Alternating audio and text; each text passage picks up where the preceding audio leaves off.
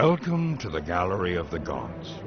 Here you will meet the deities who in ancient belief shaped the destinies of men and determined the fate of Troy. These 12 gods and goddesses have influenced civilization throughout the ages and still hold sway over the human imagination today. Now, here are their tales.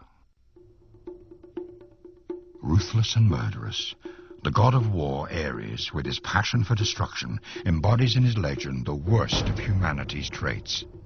It is said that as he and his consorts, grief, strife, panic and terror, walk the earth in search of devastation and brutality, that a chorus of groans echoes to the heavens.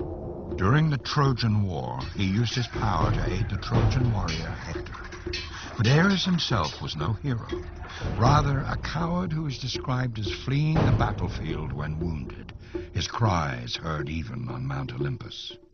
Today, centuries after the fall of Troy, Ares still casts his shadow across the world. His appetite for chaos and pain echoed throughout the ages.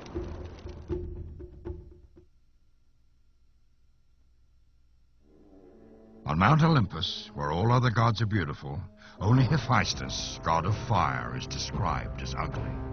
Legend has it that during a quarrel, Zeus hurled him down to earth, crippling him forever.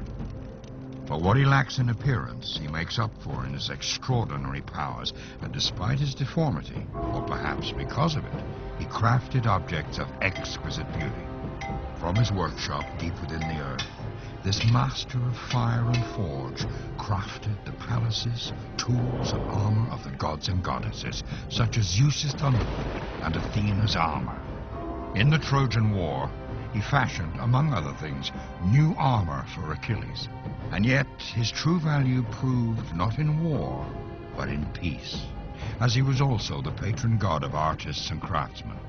The benevolent Hephaestus has bestowed gifts of great beauty and skill on humanity, his gentle character visible in the details of man's great artistic designs and achievements.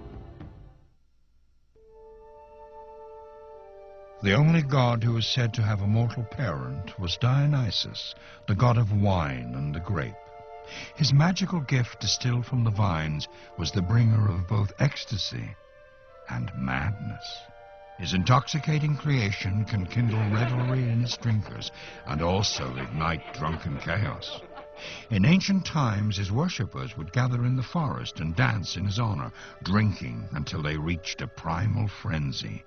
The warriors of Troy sought relief from the fury in his potent brew. Indeed, this is true for war throughout the ages. But Dionysus was also known as the god of the theater, and some of the world's greatest ancient poetry was written for him, and all those who participated, from the writer to the actors and singers, were thought to be his servants. So next time you have a glass of wine, raise your cup to Dionysus, but never forget that it is a fine line between blessing and ruin when it comes to the power of the vine.